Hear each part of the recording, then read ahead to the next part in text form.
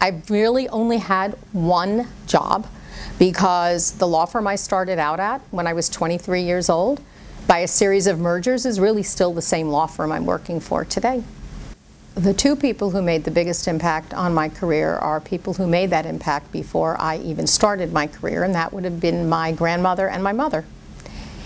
And because of their, let's say, messaging, and how they were and how I learned from observation, I think they gave me a terrific path to wanting to have a career, wanting to be an independent woman, and that's probably the two biggest influencers in my life. The one that I always tell people is so different than today is I have two children. So I gave birth to two children, but that was back in the day when there was no such thing as maternity leave.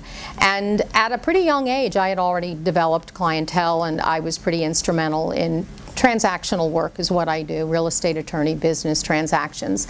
And I remember having my first child, Beth, and 2 weeks into staying home, because I thought I'd give myself at least a few weeks to recover, 2 weeks into staying home, I got a call from two of my partners, one of whom is now my husband, and asked me, and those are the days when there were no computers, etc. You know, I'm dating myself, but I'm holding my daughter in one hand. I still have this picture, and I'm talking on the phone on the other, and I'm trying to write because they're asking me to do a contract.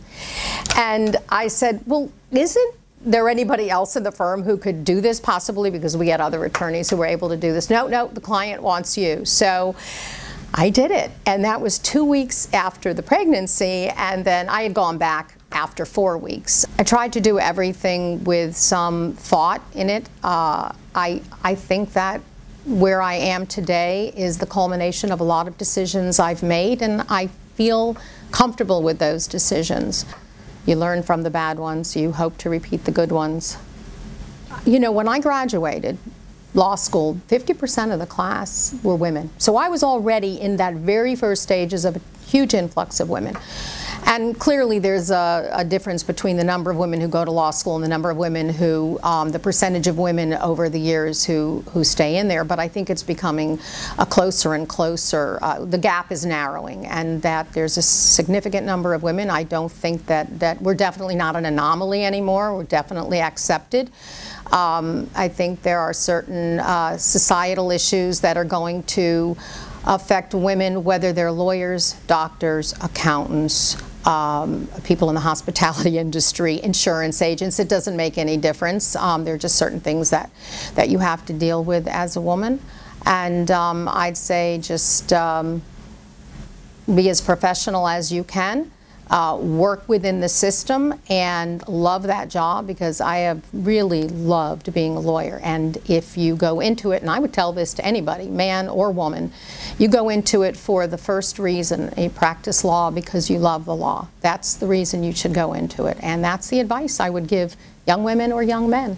I think that society is finding less and less of a difference, even though they don't even realize it, and it may not even come to the fore.